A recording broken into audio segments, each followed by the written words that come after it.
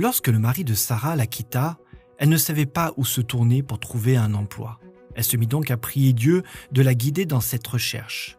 Dieu l'impressionna de partager sa parole avec ses voisins. Sarah commença à leur rendre visite. Elle prie pour les malades et ceux-ci guérissent. Elle prie pour demander la délivrance des mauvais esprits et ceux-ci s'enfuient. De nombreuses personnes furent heureuses de recevoir ces visites, mais d'autres refusèrent de la recevoir chez elle. Un jour, Sarah rendit visite à une famille occupée à adorer son idole. Ils exigèrent qu'elle l'adore avec eux, mais elle refusa poliment. La réaction d'une jeune femme fut de se mettre en colère et de plonger la main de Sarah dans une marmite d'huile bouillante. Mais lorsqu'elle retira sa main de l'huile bouillante, il n'y avait aucune brûlure. Le lendemain, le père de cette jeune femme rendit visite à Sarah pour lui présenter des excuses.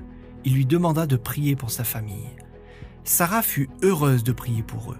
Aujourd'hui, toute cette famille est chrétienne et de nombreuses personnes qui ont vu Sarah échapper à l'huile bouillante lui ont aussi demandé de prier pour elle. Lorsque le pasteur de l'église adventiste locale entendit parler du travail de Sarah, il lui offrit un poste de pionnière de mission globale, que Sarah accepta avec joie.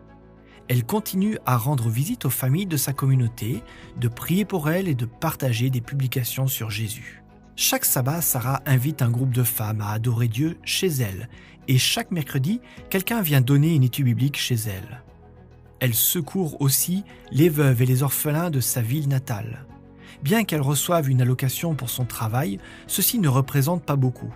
Mais elle fait son possible pour répondre aux besoins matériels des pauvres et des orphelins en leur fournissant de la nourriture, des vêtements et de l'espoir. « Je ne suis pas seule, dit-elle. Dieu prend soin de moi.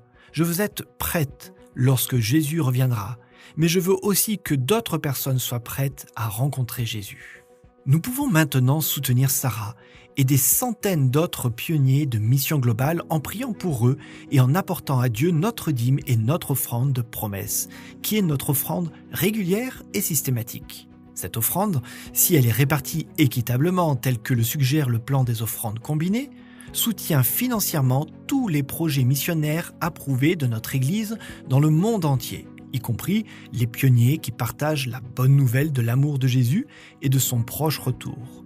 Puissions-nous mettre nos désirs à la dernière place et Dieu à la première.